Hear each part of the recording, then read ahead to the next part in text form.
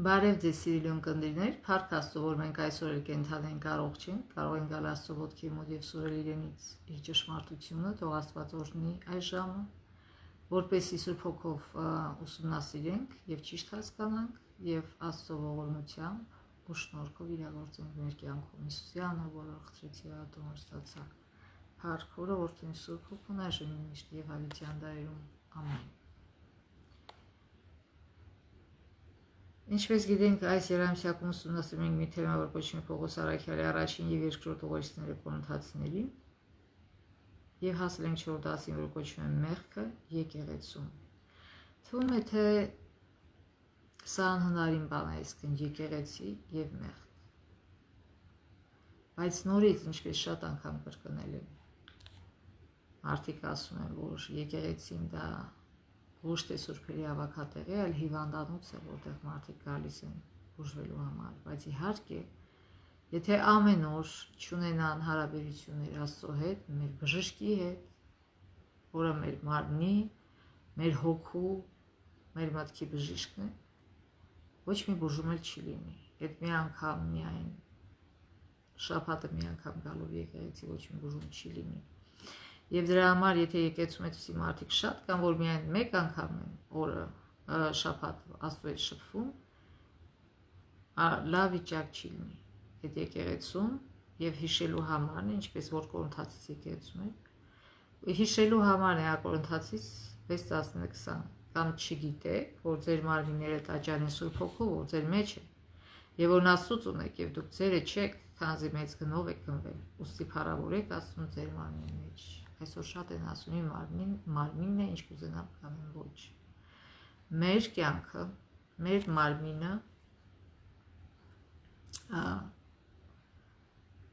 փրկանգված է Հիսուսի կողմից։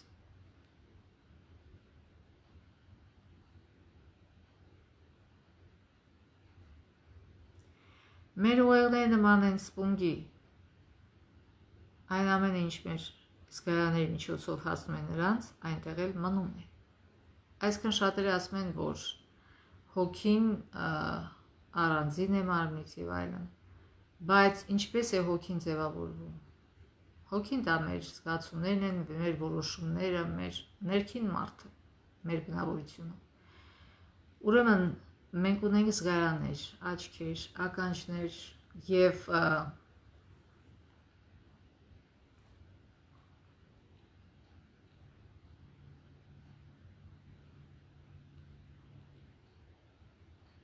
եւ տարբեր զգայաններ, որոնց միջոցով մենք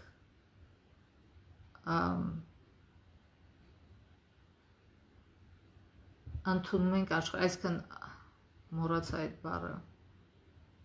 անցալում ենք աշխարհը։ Եվ հետո այդ ինֆորմացիան, որ անցալում ենք, դառնում է մեր որոշումների հիմքը, դառնում է մեր զգացումների հիմքը, այսինքն դրա համար Աստծո ասած զուր եղեք, թե ինչին եք նայում, ինչ եք լսում, որտեղ այդ բոլորը կազդի ձեր գործերի վրա, ձեր մտածելակերպի վրա։ Ուրեմն, երբ որ զգայանների միջոցով մեր ուղեղը վերցնում է տեղեկությունը, այն այնտեղ մնում է։ Մեր ուղեղը ունի ֆայլեր։ Եվ այդ ֆայլերում այդ տեղեկությունները մնում են։ Մենք կարող ենք չգիտակցել մեր թափանցող տեղեկատվության մեծ մասը։ Մենք չենք կարողանա հստակ մտածել, եթե հիշենք ամեն ինչ, բայց այդ ամենն այնտեղ է եւ որոշակի չափով ազդում է այն բանի վրա, թե ինչ ենք մտածում, զգում ու անում։ Ահա թե ինչու է մեզ համար այդքան հեշտ, նույնիսկ որպես քրիստոնյաներ կրել մեր շուրջը եղած բոլոր վատ երևույթների ազդեցությունը, քրիստոնեական եկեղեցին իր սկզբնավորման հենց սկզբից պայքարել է այս հիմնախնդրի դեմ,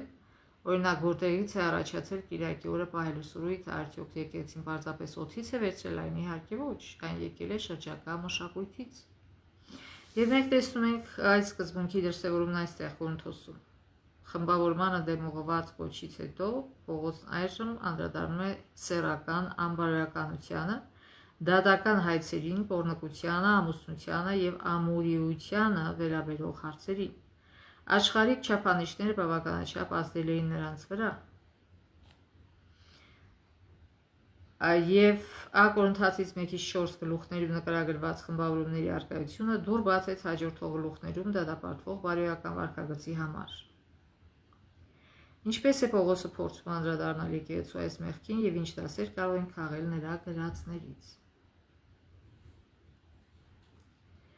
Քրիստոնեության ողջ պատմության ընթացքում աստվածաբանները, հովիվները և աշխարհիկները ուսումնասիրել են նոր կտակարանը, որոշելու համար, թե ինչպիսին պետք է լինի եկեղեցին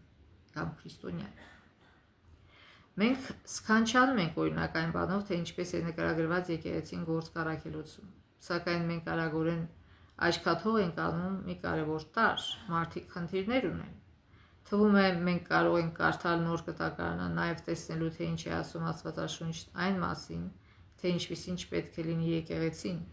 Պողոսի նամակները Կորինթացիներին լավ սկզբնակետ են այդ հարցում։ Կարդանք Ա Կորինթացիս 5-րդ գլխի առաջին համարից։ Ներկայումս լսում ենք, թե պոռնկություն կա ձեր մեջ և այնպիսի պոռնկություն, որ հեթանոսների մեջ իսկ չկա։ Որպես թե մեկն ապրի իր հոր կնոջ հետ, և դուք հպարտանում եք, ավելին, չեք էլ սգում, որպեսզի վերանար ձեր միջից նա, ով այդ արարքը կատարեց։ Չեք էլ ամաչում, հպարտանում եք մեղքով։ Ես թեպետև մարմնով հեռու եմ, բայց հոգով մոտ, այսինքն իմ սիրտը ձեր հետ է, իսկ ես որպես թե մոտ լինեի, դատեցի նրան, որ այդպիսի բան գործեց։ Հանուն մեր Տեր Հիսուս Քրիստոսի, երբ դուք և իմ հոգին միասին կհավաքվեք, մեր Տեր Հիսուս Քրիստոսի զորությամբ հանդերձ մատնեցեք այդպիսի մեկին սատանային, նրա մարմնի կորիստյան համար, որպեսզի նրա հոգին ապրի մեր Տեր Հիսուս Քրիստոսի օրում։ Լավ չեն ձեր այդ պարծանքները, չգիտեք, թե մի փոքր թթխմոր ամբողջ զանգվածը խմորում է։ Մաքրեցեք, դեն նետեցեք հին խմորը, որպեսզի նոր զանգված լինեք, առանց թթխմորի, քանզի Քրիստոս մեր զատիկը մորթվեց, ուրեմն տոն կատարենք ոչ թե հին խմորով և չարության ու անզգամության խմորով, այլ ստուգության և ճշմարտության անթթխմոր հացով։ Գրեցի ձեզ այդ թղթի մեջ, որ չխառնակվեք պոռնիկների հետ, և ոչ միայն այս աշխարհի պոռնիկների կամ ագահների կամ հափշտակողների կամ կռապաշտների հետ, ապա թե ոչ պարտավոր պիտի լինեիք աշխարհից իսկ դուրս գալ, բայց արդ ձեզ գրեցի, որ չխառնակվեք, եթե եղբայր կոչված մեկը պոռնիկ լինի, կամ կռապաշտ, կամ ագահ, կամ բամբասող, կամ հարբեցող, կամ հափշտակող, այդպիսի մեկի հետ հաց էլ չուտեք։ Իմ ինչ գործն է դատել նաև դրսիններին, չէ որ ներսիններին դուք եք դատում, իսկ դրսիններին Աստված է դատելու, վերացրեք չարը ձեր միջից։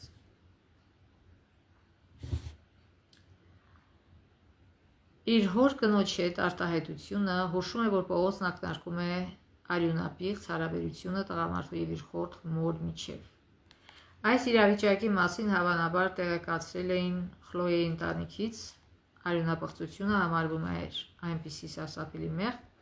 որ հեթանոսների մեջ նույնիսկ չկար։ Եվ այնուամենայնիվ այժմ դա տեղի էր ունենում վաղ քրիստոնեական եկեղեցում։ Եվ Պողոսի խոսքերը ցույց են տալիս, որ նա ցնցված էր այդ լուրից, որ եկեղեցու անդամը նման բան է անում։ Սակայն ասված իրավիճակն էլ ավելի է վատթարանում։ Պողոսն ավելի է ապշում, գիտակցելով, որ իրավիճակի համար զղջալու փոխարեն Կորինթացիները նույնիսկ հպարտանում էին իրենցով նման մեղք հանդուրժելու համար։ Սա այսօրվա սիրված խոսքն է հանդուրժողականություն։ Այո, մենք պետք է հանդուրժող լինենք մարդու հանդեպ, բայց ոչ մեղքի հանդեպ։ Գիտեք, այսօր նույնիսկ եկեղեցիներ կան այստեղ Ամերիկայում, քրիստոնեական եկեղեցիներ, որոնք իրանց մկրտում են չզղջացող հոմոսեքսուալ մարդկանց, եւ այդ հոմոսեքսուալ մարդիկ դառնում են եկեղեցու անդամ եւ նույնիսկ նշանակում են ինչ-ինչ պաշտոնների։ Եվ այս եկեղեցիները նույնիսկ հպարտանում են, որ իրենք հանդուրժողականություն ունեն, Միթե Հիսուս ասել է, որ մենք հանդուրժենք մեղքը, Հիսուս ասել է մենք սիրենք իրար, ինչ է նշանակում սիրել իրար, որ չթողնենք, որ տեսնենք, եթե այն մեկը մյուսը մեղքի մեջ է, անպայման ձգտենք օգնել իրեն մեղքից դուրս գալ։ Եզեկիել Մարգարին գրում է, եթե դու տեսնում ես մեկին մեղքի մեջ եւ ոչինչ չես անում նրան օգնելու համար, նրա արյունը ասма կլինի քո ձեռքերի վրա։ Բայց եթե դու անում ես ինքը չի լսում, արդեն իր արյունը, այսինքն իր չփրկությունը կմնա իր վզի վրա։ Եվ բազմաթիվ նման, այսինքն այն սերը, որ աշխարհում պատկերացնում են, բոլորին տարբեր է, այն սիրուց, որով սիրում է մեզ Աստված եւ ուզում եմ մենք իրար սիրենք։ Աստված ասում է, ում որ սիրում եմ, նրան էլ խրատում եմ։ Ուրեմն, այդ մարդկանց պետքա փրկել մեղքից, ոչ թե մեղքի մեջ ընդունել եւ ասել լավ է կամ հələ մի բան էլ պարծենալ։ Պողոսը ապշել էր։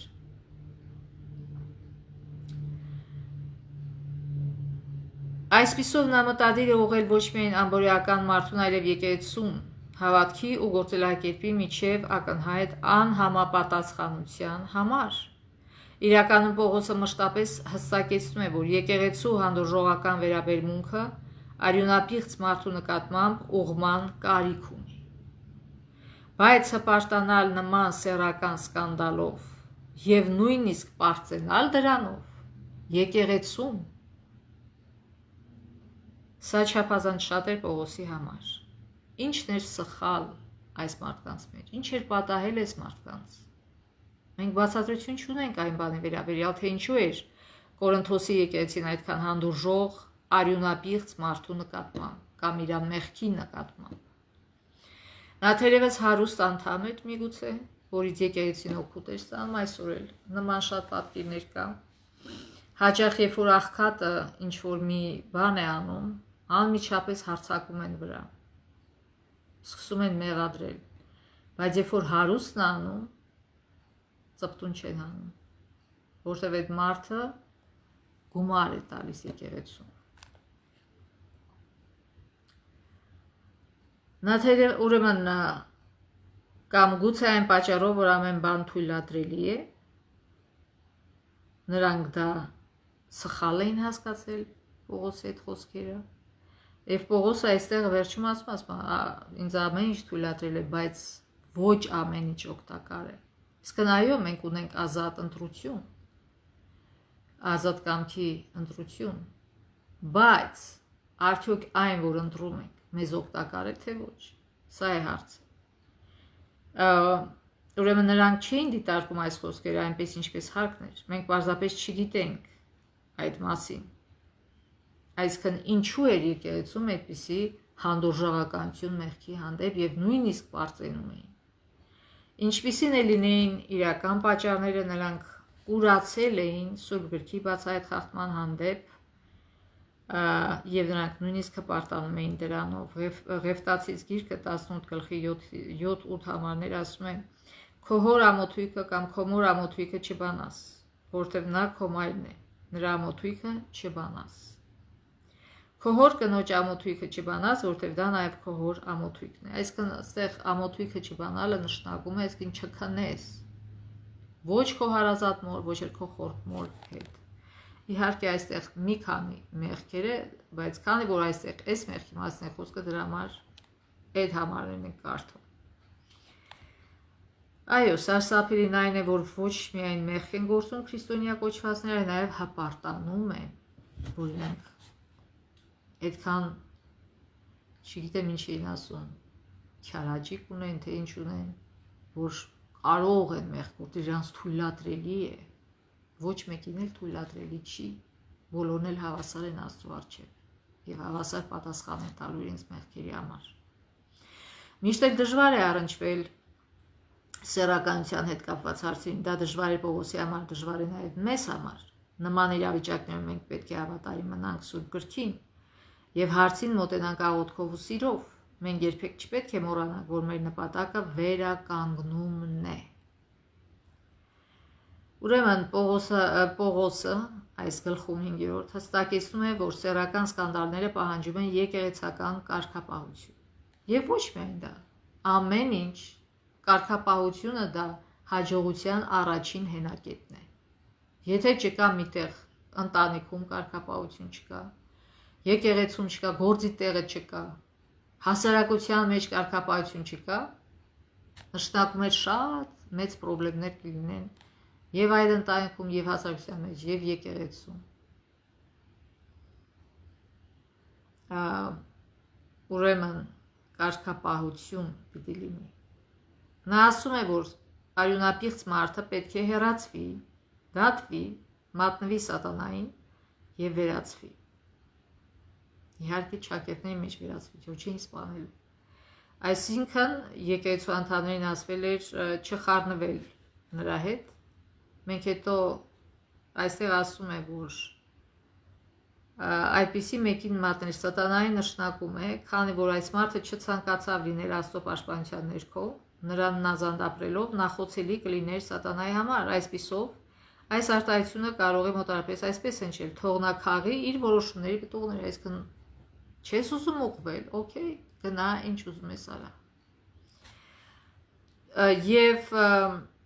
ասում է ձեր մեջից հեռացվի, այսինքն սա վերաբերում է եկեղեցական կարգապահությանը, որ այդ մարդը պետք է անդամությունից հեռացվի, որտեղ շարունակում է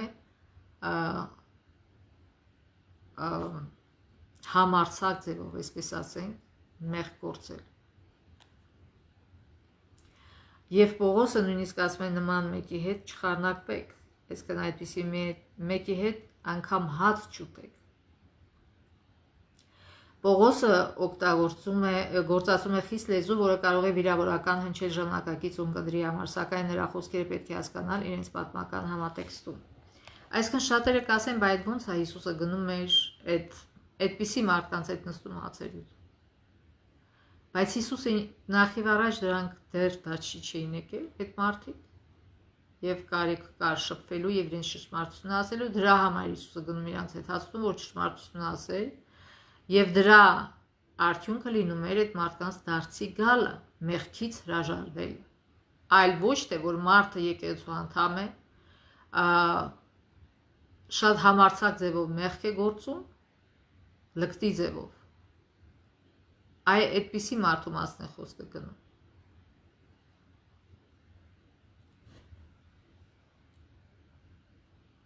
Եվ պետք է հիշել, որ նա գործ ունի բացահայտ, մեղսալի, կենսակերպի հետ, ոչ թե մի անգամ էս մարդ արել է, հետո փոշմանել է, զղջացել է, չէ։ Ինքը հանդգնաբար շարունակում է նույն ապրելակերպը եւ նույնիսկ հպարտանում է դրանով, թե ինչ կա դրա մեջ հպարտանալու։ Սովորաբար ծայրահեղ իրավիճակներում անհրաժեշտ է կոշտ լեզու, ամեն դեպքում որոշ արտահայտությունների հակիրճ բացատրությունը օգտակար կլինի։ Ուրեմն, սեռական առումով անբարոյ մարդկանց հետ մտերիմ շփումը վտանգավոր էր համարվում, քանի որ նրանք կարող էին ազդել ուրիշների վրա, ընդօրինակելու իրենց վարքագիծը։ Հին ժամանակներում միասին ճաշելը կարող էր նաև նշանակել, որ կիսում եք նրա արժեքները։ Այսօր էլ այդպես է։ Մենք բոլորս զգայուն ենք մեր շրջապատող ազդեցությունների նկատմամբ եւ պետք է պաշտպանվենք հնարավորինս լավագույն ձևով, հատկապես նման հարցերի հետ առնչվելիս։ Եվ ասում է, այս բոլոր միջոցները, այս դաստիարակությունը, այսպես ասենք, պիտի կիրառվի ինչի համար, արդյունքը սա է, որպեսզի հոգին փրկվի, այսինքն մարդը փրկվի, կործանման չգնա։ Սա է իսկական սերը։ Երբ որ մտածում ես մարդու վերջնական փրկության մասին, այլ ոչ թե իր ներկա ժամանակավոր կյանքի հաճույքների մասին։ Դա սեր չի։ Եկեղեցական կարգապահությունը վերականգնողական է։ Այն նպատակ ունի մեղավորներին սթափեցնել ու դրդել հրաժարվելու իրենց մեղավոր կենսակերպից։ Գիտեք, մարդիկ երբ որ հիվանդանոց են ընկնում որից պատճառով, հետո իրանց ուղարկում են rehab, այսինքն rehabilitation,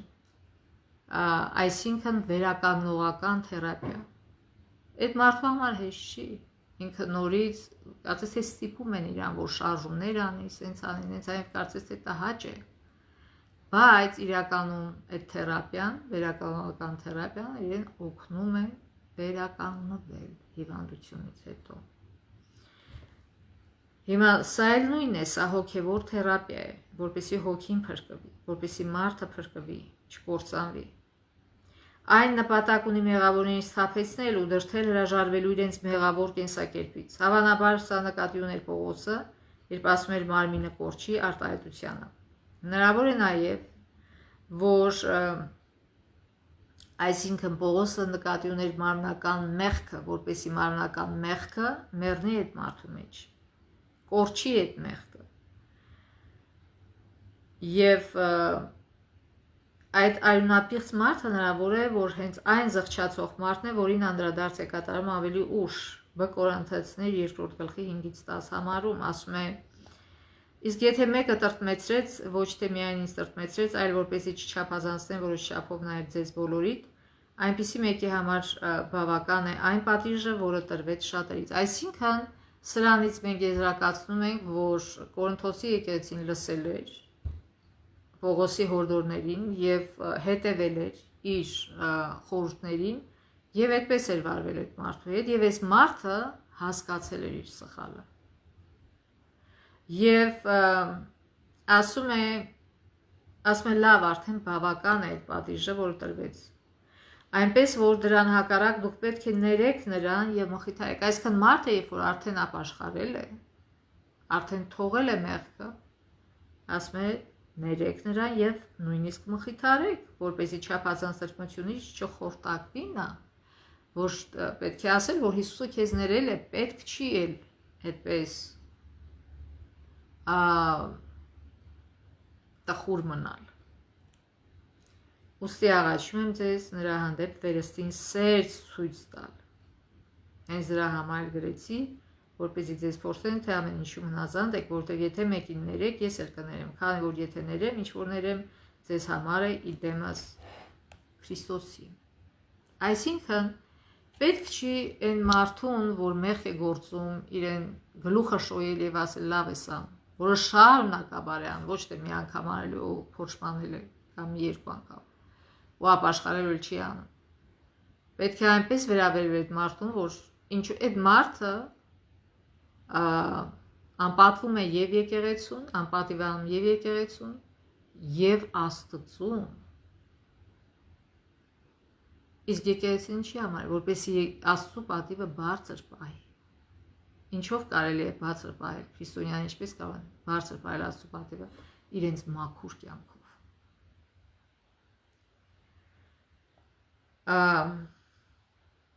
Եկեղեցական կարգապահությունը հասնում է իր նպատակին, երբ սխալված անդամը վերամիավորվում է եկեղեցական հաղորդակցության մեջ։ Եվ ոչ միայն այս հարցում է, ընդհանրապես կարգապահություն պիտի լինի եկեղեցում, պետք է մարդիկ պատասխան տան իրենց արարքների համար։ Ես մի ժամանակ մի եկեղեցում եմ, որտեղ քարոզիչ երբ որ խոսում էր իմ հետ, կարծես թե գլուխ էր գովում, ասում էր ես երբեք գանձապահից չեմ պահանջել հաշվետվություն։ Ես երբեք, այսինքն գիտեք, եկեղեցու օրենքն է դա։ Պետք է մարդիկ, ովքեր դրվել են պաշտոնների, ժամանակ առ ժամանակ հաշվետվություն տան, մանավանդ գանձապահ։ Պետք է ցույց տա ուր է գնացել փողերը։ Եվ այս քարոզիչը գլուխ էր գովում, ասում է, ես երբեք ինձ ցույց չեմ տվել, որ հաշվետվություն։ Այսինքն եւ դրա հետևանքը ինչ էր։ Մեծ գումար էր պակսել այդ գանձանակից եւ չգիտեին իրար վրա էին շարանում։ Դրա հետևանքը դա է։ Մենք պատասխանատու ենք Աստծո առաջ ամեն կոպեկի համար եւ մեր եւ եկեղեցում հավաքված։ Եվ պետք է այդ գանձապահը ամեն կոպեկի համար հաշվետվություն տա, այլ ոչ թե Հուդայի պես դնի իր գրպանը եւ հետո լավ չգիտեմ ինչ ա եղել։ Եվ տվյալ դեպքում այս քարոզիչը նպաստել էր այդ գանձապահի փրկությանը, թե կործանմանը, չպահանջելով հաշվետվություն։ Դա չպահանջել հաշվետվությունը, դա կործանման է տանում։ Լինի դա եկեղեցի, լինի դա աշխարհիկ գործի տեղ։ Ամեն մեկը պիտի հաշվետու լինի իր գործի համար, ամեն մեկ։ Եթե այդպես չլինի, կլինի քաոս, եւ կործանման կգնա, եւ այդ գործի տեղը, եւ այդ եկեղեցին, ամեն ինչ առանց կարգապահության ամեն ինչը գնում է կործանման։ Եվ հաջորդ գլխում 6 գլխի 1-ից 11 համարներում Պողոսը շարունակում է իր քննարկումը այն մասին, թե ինչպես պետք է քրիստոնյաները մոտենան եկեղեցու մարդկանց վերաբերող հարցերին։ Սա էլ շատ հետաքրքիր է, ասում է. Ձեզնից մեկը, եթե խնդիր ունենա իր ընկերոջ հետ, կհամարձակվի դատվել անիրավների առաջ, թե սրբերի առաջ։ Նկատի ունի աշխարհի դատարանը։ Չգիտեք, թե սրբերն են դատում աշխարհը, եւ եթե ձեզնով է դատվում աշխարհը, ապա արժանի չեք չնչին բաներ դատելու։ Իհարկե, այստեղ պարզ է, որ Պողոսը չի գրում կրիմինալ գործերի մասին, այդ խոշոր հանցագործությունները, ծանր հանցագործությունները, այլ սովորական քաղաքացիական մանր-մունր վեճերի մասին է։ Այստեղ Ամերիկայում այդպիսի դատարաններ կա, որ այսինքն Հայաստանում էլ երևի կա, որպեսզի մի մեծ դատարան չլինի, այդ երկուսը գնում են կանում են դատարանի դատավորի առջև, դա կոչվում է dispute, եւ դատավորը հարցեր է տալիս եւ որոշում է։ Իհարկե իրենք կարող են այդ որոշումը դատավորի հետո բողոքարկել։ Բայց այստեղ էլ ուրեմն այդպիսի փոքր մանր-մունր վեճեր էր, որ այդ վեճերի համար իրանք գնում էին աշխարհիկ դատարաններ էին դվում։ Եվ այդ ինչ էր անում, անպատվում է Աստծուն, այսինքն չէ Աստված չի կարա հարցեր լուծել։ Դա նշանակում է, որ ուրեմն Աստված չկա այդ եկեղեցում, որ մարդիկ չեն կարողանում իրար մեջ լուծել այդ վեճերը հանգիստ ձևով, առանց դատարան գնալու։ Չգիտեք, թե մենք հրեշտակներն էլ ենք դատելու, որ մնաց թե երկրավորներին, այսինքն չար հրեշտակներին։ Իսկ դուք, երբ այս հարցերի մասին վեճեր ունեք, որպես եկեղեցու դատավորներ, նստեցնում եք մարդկանց, որոնք անարժեք են։ Իամուտ ձեզ եմ ասում, ձեր մեջ չկա այն իմաստուն մեկը, որ կարողանա արդար դատ անել իր եւ եղբոր միջև։ Հիսուսը ինչ էր ասում, երբ որ մի բան ունեք իրար դեմ, գնացեք ասեք, եթե չի լսում, ուրիշին էլ վերցրեք որպես վկա, եւ եթե չի լսում, ավելի վատ իր համար։ Բայց եղբայրը եղբոր դեմ է դատում այն էլ անհավատների առջև։ Եվ արդ բոլորովին վատար բան է ձեզ համար, որ դատաստանել կան ձեր մեջ։ Այսինքն ինչի ձեր մեջ պիտի վեճեր լիներ։ Եթե դուք ճշմարիտ քրիստոնյա եք, ինչու ինքներդ զրկանք չեք կրում եւ առավել եւս ինքներիդ նեղություն չեք քաշում, այլ դուք եք զրկում եւ նեղում։ Այն էլ նույնիսկ եղբայրն է, այսինքն ավելի լավ է ես մի փոքր բանից զրկվեմ, մեկ Աստված ինձ կտա, եթե ես արդար եմ, քան թե ես գնամ աշխարհիկ դատավորի առաջ կանեմ եւ աշխարհիկ դատավորը տենա, որ եկեղեցու մարդիկ չեն կարողանում իրենց հարցեր լուծել մի փոքր հարցում։ Չեն կարողանում արդարություն անել եւ եկել են իր առջև, որպեսզի ինքը լուծի այդ հարցը, ինքը միջամտի։ Դա խայտարակում է Աստծո, խայտարակում է եկեղեցին։ Չգիտեք, թե անիրավներն Աստծո արքայությունը չեն ժառանգում, մի խաբվեք, ոչ պոռնիկները, ոչ կռապաշտները, ոչ շնացողները, ոչ իգացողները, իսկն հոմոսեքսուալները, ոչ արվամոլները, նորից հոմոսեքսուալ, ոչ գողերը, ոչ ագահները, ոչ հարբեցողները, ոչ բամբասողները, ոչ էլ հափշտակողները Աստծո արքայությունը չպիտի ժառանգեն։ Իսկ այսօր քարոզիչներ կան, որ խրախուսում են այդ մարդկանց այդ մեղքի մեջ մնալ։ Եվ վաղը միսօր Աստված այդ մարդկանց արյունը հենց դրանցից է ուզելու, որտեղ չեն զգուշացել, որ դա սխալ է եւ պետք է հրաժարվել։ Միգուցե նրա համար, որ այս մարդը մեծ գումարներ է տալիս եւ վատ կլինի, որ նեղանա գնա եկեղեցուց։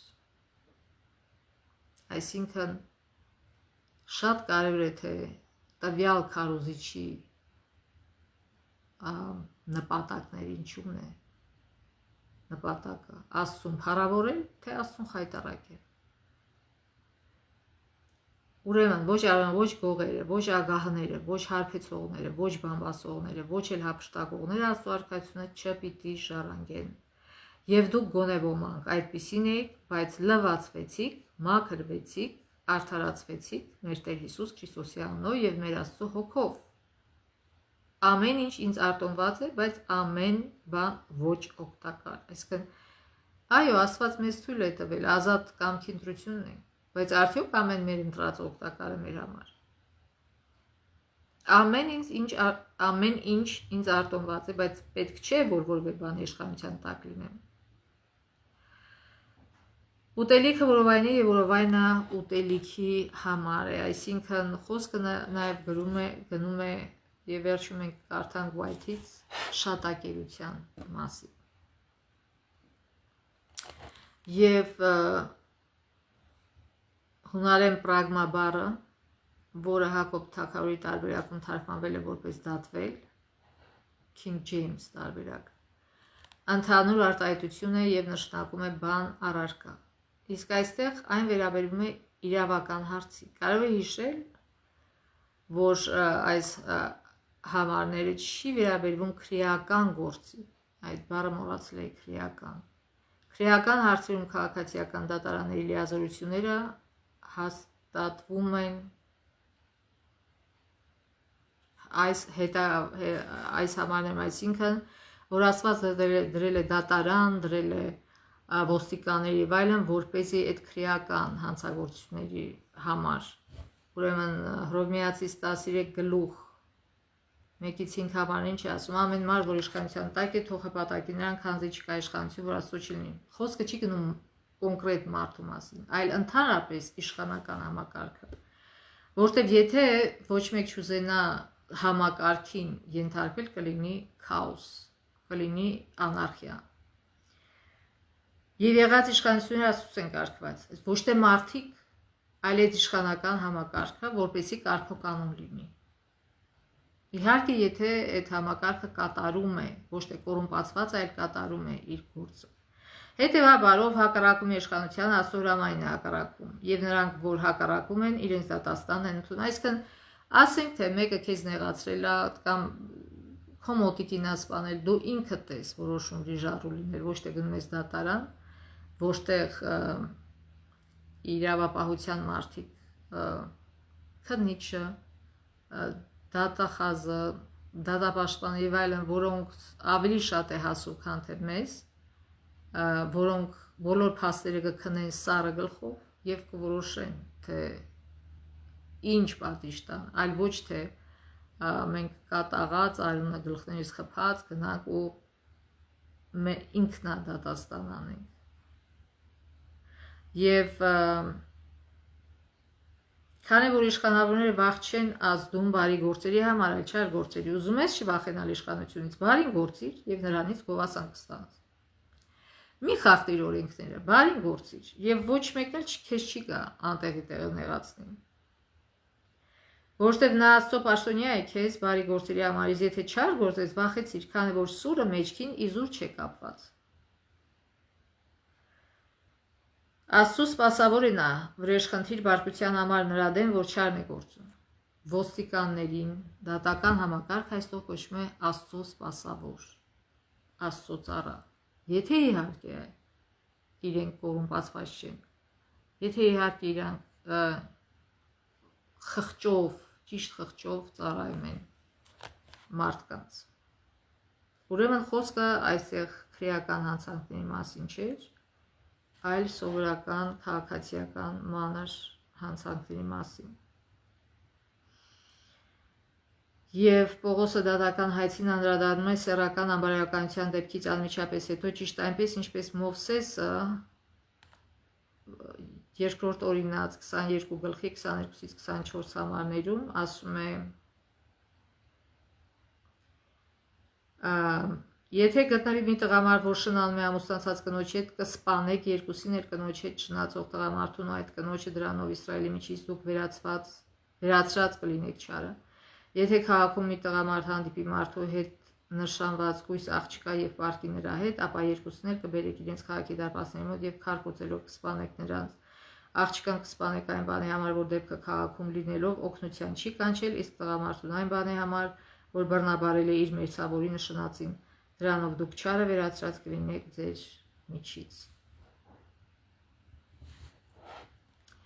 Սա ցույց է տալիս, թե որքանով է Պողոսի եկեղեցական խնդիրների լուծման մոտեցումը հիմնված Սուրբ Գրքի վրա։ Այն փաստը, որ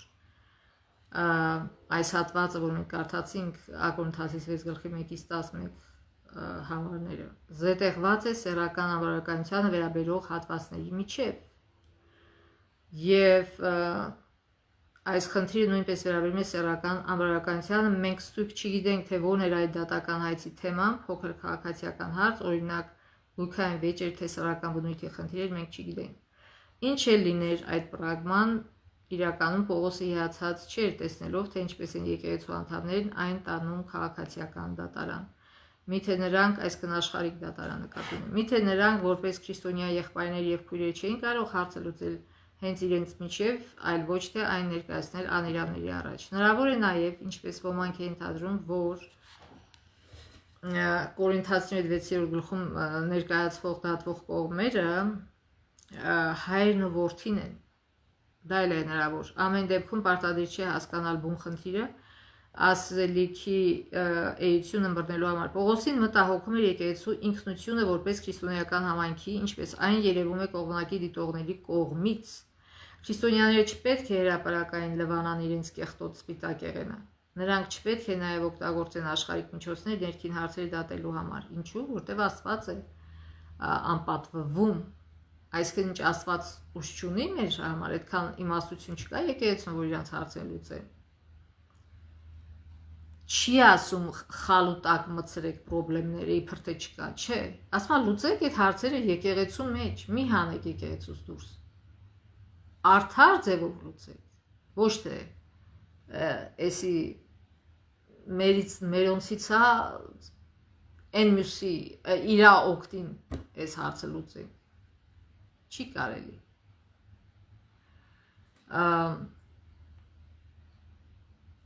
Ուրեմն հռոմեական աշխարհում բարձրաստիճան կամ հարուստ կամ էլ քաղաքական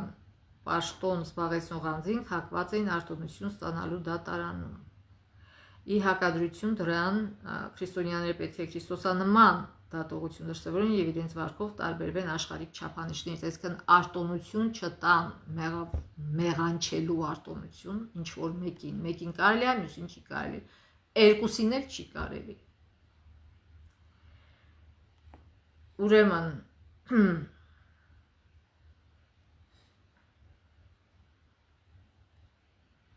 հակաթույն սեռական անվարականության դեմ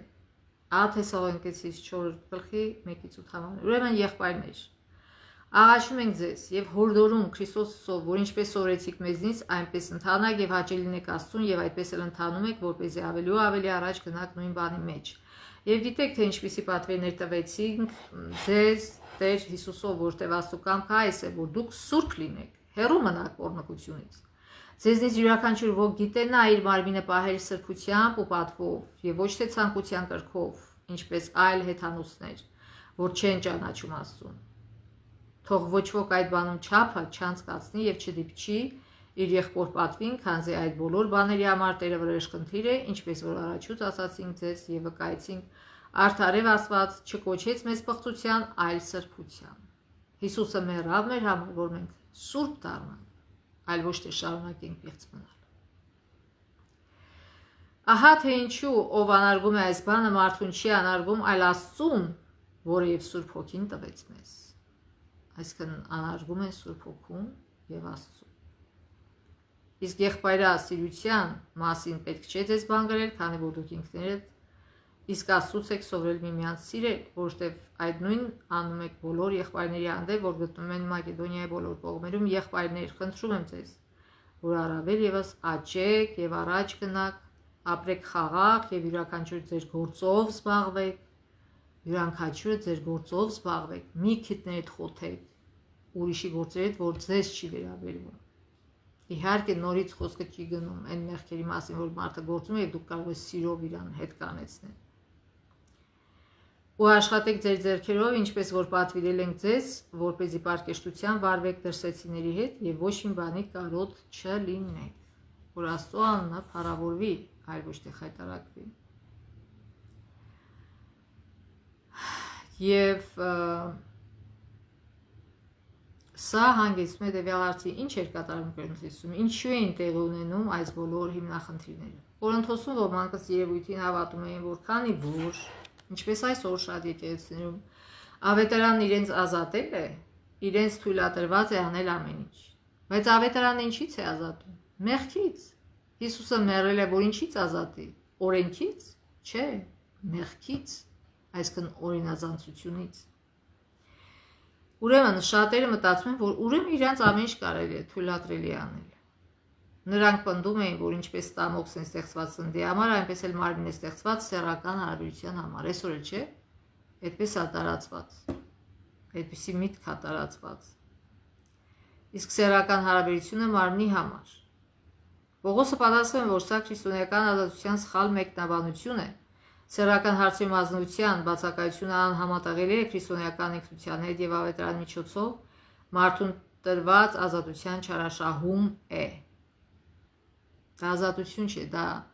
գերություն է մեղքի։ Մենք ազատվել ենք մեղքից, այլ ոչ թե ազատվել ենք մեղք գործելու համար։ Իրականում մարմինը Տիրոջ համար է եւ Տերն էլ մարմնի համար։ Գիտեք, երբ որ մարդը ինչ որ հանցանք է գործում, գնում բանտում նստում, դուրս է գալի, ազատվում է, չէ՞ բանտից։ Երբ որ ազատվում է բանտից, դա իրան արտոնություն է տալիս, նորից գնալ ու նորից հանցանքներ կատարել ու նորից գալ մտնել բանտ։ Սա այստեղ էլ նույնն է։ Այսինքն ազատվել եք մեղքից։ Էլ ինչի եք ձեզ դնում մեղքի տակ, մեղքի իշխանության տակ։ Մի չարաշահեք ազատությունը։ Մենք ազատվել ենք մեղքից,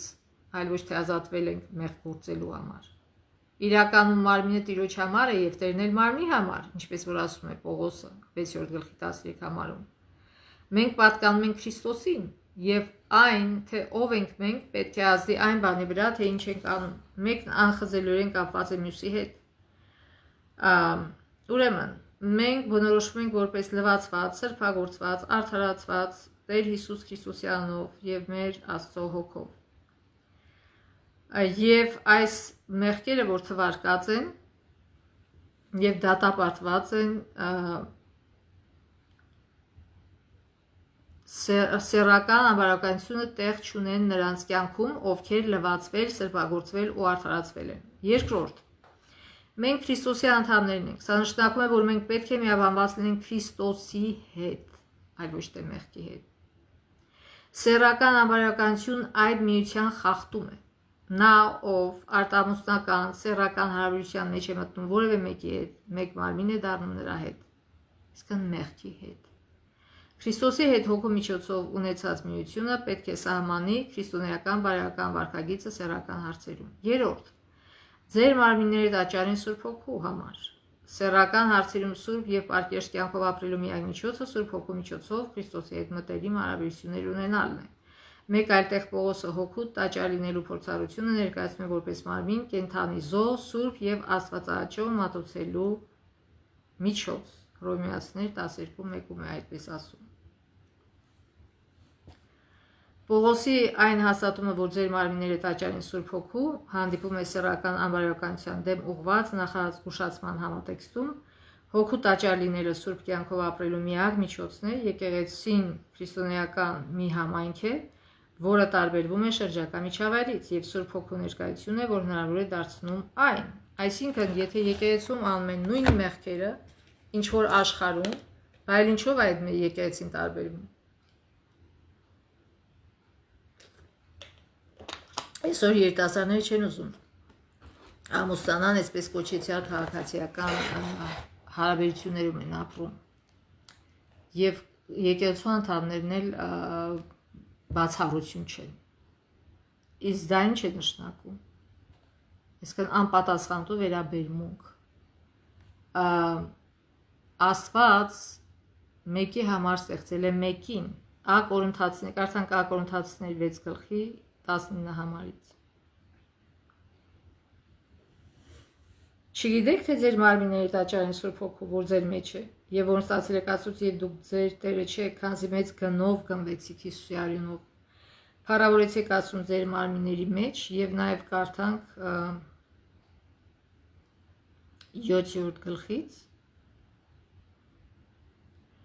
այժմ այն բանի մասին, որ ինձ գրել եք, լավ է տղամարդու համար կին արարածին չմերսենալ, բայց չպոռնկանալու համար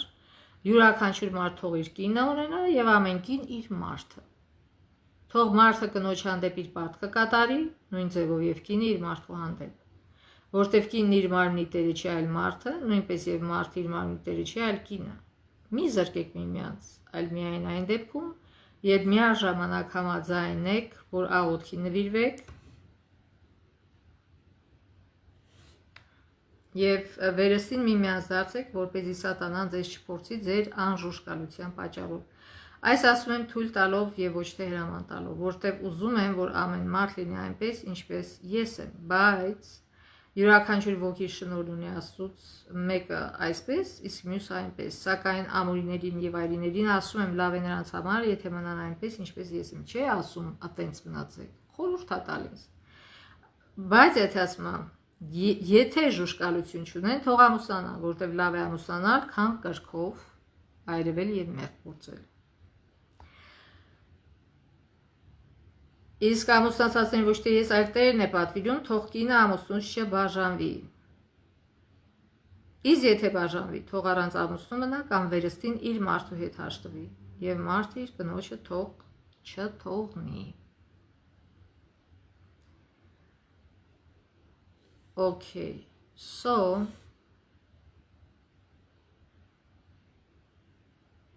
սրանք շատ կարևոր դասեր են սեռականության վերաբերյալ, ընդհանուր առմամբ այս գլուխը կարելի է բաժանել երկու մասի, նրանքներ ամուսնության վերաբերյալ եւ նրանքներ ամորության վերաբերյալ։ 7 գլխի 25-ից 40 համարները։ Եվ այս 7-րդ գլուխը Կորինթացիս օգնում է հասկանալու, որ սեռականության մասին խոսելը կարևոր է եւ ոչ միայն կարևոր, այլ նաեւ անհրաժեշտ է։ Այնուամենայնիվ Կորինթացիս 7-րդ գլուխը, այսինքն Կորինթացիս 7-րդ գլուխը կարդալիս պետք է հիշենք, որ Պողոսը պատասխանում է Կորինթոսի եկեղեցու խնդիրներին վերաբերվող առանձնահատուկ հարցերի եւ պատասխանում է շատ մանրամասն։ Հակառակ դեպքում որոշ հայտարարություններ կարող են այնպիսի տպավորություն ստեղծել, թե նա ցածր կարծիք ունի ամուսնության մասին, ինչն իրականում այդպես չէ։ Տիմոթեոս 4 գլուխ 1-3 համարները։ Եվ Սուրբ Հոգին հայտնապես ասում է, թե վերջին ժամանակներում ոմանք պիտի հեռանան հավատից եւ իրենց ուշադրությունը պիտի դարձնեն մոլորեցնող ոգիների վրա եւ դևերի վարդապետությունների վրա, տարված ստախոսների կեղծավորության, որոնց խղճմտանքը խարանված է, որոնք արգելում են ամուսնանալ եւ հեռու են պահում այն կերակուրից, որ Աստված ստեղծեց, որպեսզի հավատացյալները եւ ճշմարտության վերահասու եղողները գոհությամբ վայելեն։ Տեսեք, ստեղ ասում է սխալ է, որ ասում են մի ամուսնացեք, պարտադրում են, որ չամուսնանալ։ Մենք գիտենք, որ առաքելական եկեղեցում կա այդ ձևի բան եւ շատ եկեղեցիներ, բայց դա սխալ է։ Հակառակը, եթե մարդ ուզում է ծառայի եկեղեցում, ինչ է ասում, ասում է պետք է անպայման ամուսնացած լինի, երեխաներ ունենա, որ իր ընտանիքի օրինակի վրա տեսնենք, արդյոք ինքը կարող է ճիշտ ծառայել։ Եվ կերակուրների վերաբերյալ խոսքը ոչ թե գնում է պիղծ կերակուրների համար, այլ մաքուր կերակուրներ, ասում է, որ Աստված ստեղծեց, որպեսզի հավատացյալները եւ ճշմարտության վերահասու եղողները գոհությամբ վայելեն։ Իսկ Աստված այդ պիղծ կերակուրների համար ասել է, որ մի կերեք դրանք, Ղևտացոց 11-րդ գլուխ։ Եվ այստեղ խոսքը այդ պիղծ ուտելիքների մասին չի, պիղծ մսերի մասին չի։ Որտեղ Աստծո բոլոր ստեղծվածները լավ են եւ խոտան բան չկա, մանավանդ երբ դրանք գոհությամբ են ընդունվում։ Այսինքն այստեղ Պողոսը չի ասում, եւ Պողոսը ինքն էլ պիղծ բան չէր ուտում։ Այն բոլոր ինչ որ Աստված ստեղծել է ուտելու համար, ինչ որ թույլ է տվել, որ մարդիկ ուտեն։ Իսկ ինչ որ թույլ չի տվել, իհարկե որ չի կարելի։ Բայց ասում են վերջին օրերում այնպիսիները կլինեն, որ կասեն, որ նույնիսկ այդ թույլ տված ուտելիքը չուտեն։ Եվ Տիմոթեոս 5:14-ը ասում է, որ ուզում եմ, որ այդ երիտասարդ կանայք ամուսնանան, որդիներ ծնեն, տնարար լինեն եւ հակառակ որդին առիթ չտան նախատինքի։ Այսինքն, եթե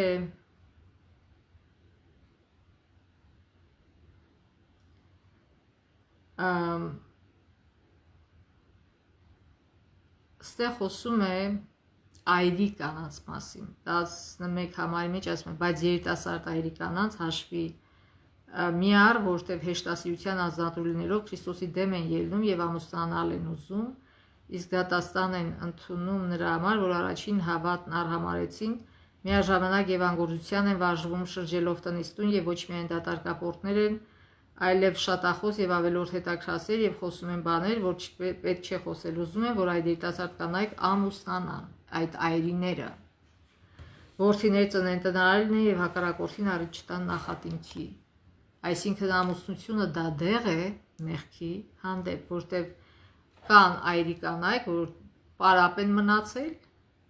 եւ գնում են տնից տուն բան բասում են եւ վատ բաներ են անում լավ բանի տեղը դրա համար Աստված ասում է այսինքն Պողոս ասում է ավելի լավ է ամուսնանան եւ խելքի գան այսպես ասած եւ ուշագրավ է որ Կորինթացիների 6:18 համարում տրված բորնկությունից փախեք պատվիրանը զետեղված է Քրիստոսի միանալու եւ հոգու տաճար լինելու գաղափարների մեջ իսկ արդյոք սեռական ավանդությունից խուսափելու ավելի լավագույն միջոց իհարկե ոչ այսինքն փախեք մեղքից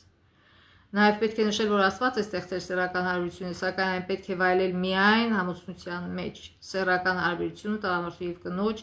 ամուսնական միության մեջ գտնվող արտոնությունն է միակ տեսակը որն օրինականացված է Աստվածաշնչում եւ իհարկե մեր մարմնում որտեղ բժշկությունը ապացուցում է որ ինչքան շատ ամուսնությունից դուրս այսինքն մեկից ավել մարդկանց հետ են գործ ունենում այնքան ավելի վտանգ կա որ վարակիչ հիվանդություններ կստանան սեռական եւ այդպես էլ լինում է այսինքն հենց մեր մարմինը օրենքը մեր մարմնի դեմ է այդ ամեն ինչին երբ Պողոս ասում է բորնկությունից փախեք նկատի ունի թերևս Հովսեփի պատմությունը հիշում եք որ այդ Պետապրեսի կինը վավաշոտ առաջարկներ անում Հովսեփին եւ Հովսեփը ուղակի փախավ այդ մեղքից դուրս փախավ իր մոտից Աստվածաշունչն ուղղակիորեն չի ասում բայց ենթադրում է որ Հովսեփը սпасել է սեռական հարաբերությանը միայն ամուսնության մեջ այսինքն Հովսեփ իրան սուրբ պահեց ամուսնացավ միայն ամուսնանալուց հետո զբաղվեց նա սուրբ հոգով լցված մարդ էր եւ ցանկանում էր անել այն ինչը ճիշտ էր Աստծո աչքին եւ այս նույն պահանջները այսօրվա երիտասարդության համար է որ եւ երիտասարդ աղջիկը եւ երիտասարդ տղան պետք է իրենց մաքուր պահեն իրենց ապագա կնոջ կամ ամուսնու համար ինչ տարբերություն իրան դավաճաներից ամուսնանալուց առաջ թե հետո տարբերություն չկա եւ Աստված չի ընդունում դա վերջում կարդանք White-ի հետաքրքիր ուշագրավ է որ այդ Կորինթացիս 6-րդ գլխի այդ հատվածում տրված արատների ցանկում կռապաշտությունը հարբեցողությունը թվարկված են սեռական անբարոյականության հետ մեկտեղ եւ ինչպես Պողոսը հիշեցնում է կռապաշտական փառատոները սովորաբար ուղեկցվում են անսուս ուտելով ու խմելով ինչը դուր էր բացում սեռական անբարոյականության առաջ Էլեն Ուայթը սրբագործվածքյան գրքում գրում է որևէ մեկի համար անհնար է վայելել սրբագործման օրհնությունը քանի դեռ նա եսասեր է ու որ գրամոլ Մարդկային օրգանիզմի ուժը դիմադրելու չարաշահումների ազդեցություններին հրաշալի է սակայն չափից ավելի ուտելու եւ խմելու վնասակարծությունների մեջ համառելը կթույլատնի մարմնի բոլոր գործառույթները այլասերված ախորժակի ու կրքերի բավարարման մեջ նույնիսկ քրիստոնեություն դավանողներն են խաթարում բնական ուժերը եւ նվազեցնում ֆիզիկական մտավոր ու բարոյական ուժը ինչից սկսեց այդ ամեն ինչը Եվան գնաց ուզեց այն ուտել ինչ որ պետք չէր ուտել Եվ Հիսուսը բուժում ինչից սկսեց էլի ստամոքսից Սատանան ասեց եթե Աստծո որդին ես թողես սա դառնահաց եւ դու կերին այլ ասեց Հիսուսն էլ պատասխանեց մարդ ապրում է ոչ միայն այս հացով այլ Աստծո բերանից դուրս եկած ամեն խոսքով Այսինքն որ գրամոլությունից շատ մեղքեր են դուրս գալի, որ գրամոլությունը ինքը մեղք է։ Ու այդ գրում է, որ երբ որ մարդը շատ է ուտում, նա դառնում է հավասար հարբեցողի, ուղեղը նույն ձևով բթանում է, ինչպես որ հարբեցողի մոտ։ Այսինքն եթե մարդը հավատացյալ է եւ չի խմում, ալկոհոլ չի խմում, բայց եթե ինքը շատակեր է, դա գալիս հավասարվում է հարբեցողությանը, որտեվ շատակերությունից հետո ուղեղը հայտնում է նույն բութ վիճակում, ինչ որ խմելուց հետո, ալկոհոլ խմելուց հետո։ Երբ մարդն ամբողջությամբ դատարկվում է սեփական եսից, երբ հոգուց վտարվում է ամեն մի կեղծ Աստված, այդ դատարկությունը լցվում է Քրիստոսի հոգու ներհոսքով, նման մարդն այնպիսի հավատք է ունենում, որը գործում է սիրով ու հոգին մաքրում է ամեն մի բարոյական ու հոգևոր պղծությունից։ Էլեն Ուայթ, Տնային ծառայություն, նոյեմբեր 1870 թվական եւ վերջին հատվածը, որ այսօր կարդանք, Էլեն Ուայթի ձեռագիրից է, 12 Ձեռագիր 12 1878 թվականին գրված։ Աստված ձգտում է մեզ բարձրացնել իր վեհ, մաքուր երկնային չափանիշին։ Այդ նպատակով նրա հոգին անդադար ջանքեր է գործադրում մեզ համար, իսկն Սուրբ Հոգին։ Մեր բնական հակումները, եթե չողվեն Աստծո Սուրբ Հոգու կողմից, իրենց մեջ բարոյական մահվան սերմեր են կրում։ Ուրեմն փառք Աստծո, որ Աստված մեզ ձգտում է մեզ բարձրացնել իր վեհ, մաքուր երկնային չափանիշին։ Իսկ ցավոք մարդիկ եկեղեցիներում իջացնում են այդ չափանիշը։ Չի կարելի դա անել։ Եթե մենք դա անում ենք, եւ մենք ենք կործանվում եւ մյուսներին էլ խաբելով կործանում ենք։ Աստված դրել է պարզ չափանիշներ եւ մենք պետք է բարձրանանք դեպի այդ պարզ չափանիշները, մանավանդ երբ որ ունենք այնպիսի հրաշալի օգնական, ինչպես Սուրբ Հոգին է։ Նա մեր դասատուն է, նա մեր խորհրդատուն է։ Ամեն անգամ որ ուզում ենք սխալ անել, ինքը ասում է՝ մի արեք։ Մենք պետք է լսենք Սուրբ Հոգուն։ Սուրբ Հոգու միջոցով, Սուրբ Հոգու օգնությամբ մենք կարող ենք բարձրանալ այդ բարձր նշաձողը, այդ բարձր չափանիշին հասնել։ Թող Աստված օրհնի մեզ դրանում, Աստծո ողորմությամբ մինչև մյուս շաբաթ։